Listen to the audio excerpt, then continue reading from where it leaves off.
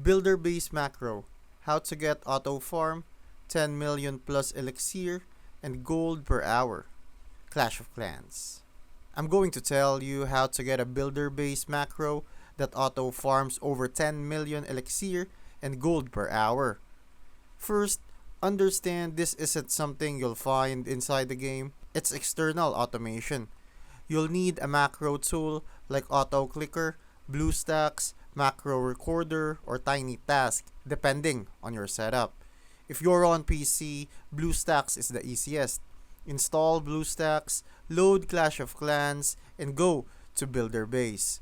Then open the Macro Recorder and manually do one full cycle search, attack with spam troops, and battle, repeat. The macro records that and loops it for hours. But here's the trick.